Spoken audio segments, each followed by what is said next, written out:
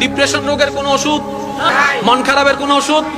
আমি বলছি যে যেখান থেকে শুনতে পাচ্ছেন প্র্যাকটিক্যাল করে দেখবেন, ভালো লাগলে করতে থাকবেন, ভালো না লাগলে বাদ দিবেন। আমি প্র্যাকটিক্যাল করেছি সেটা আপনাদেরকে বলছি।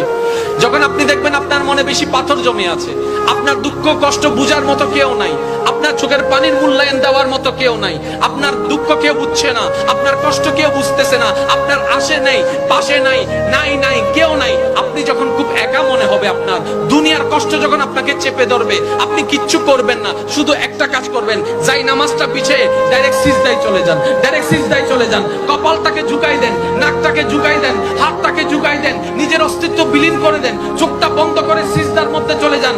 আল্লাহর ওয়াস্তে করে বলছি, কিচ্ছু পড়া লাগবে না, শুধু সিজদার মধ্যে পড়তে থাকেন, সিজদায় পড়ে থাকেন, কান্না করতে থাকেন। ওনাকে বুঝান যিনি আপনি না বললেও সবকিছু বুঝে, ওই রবকে জানান যিনি আপনি না জানালেও সবকিছু জানে। দুনিয়ার মানুষ তো আজকে বললে কালকে চুপ উল্টাই ফেলে, ব্ল্যাকমেইল করতে শুরু করে। রব তো সবকিছু জানার পরেও দোষ গোপন করে রেখেছে। ওই রবের দরবারে সবকিছু বলতে থাকেন, 1 মিনিট, 2 মিনিট, 3 মিনিট, দেখবেন আপনার সমস্যা তখন সমাধান না হলো অন্তরে এমন একটা শান্তি লাগবে যেটা আপনার পৃথিবীর কোথাও খুঁজে পাবেন।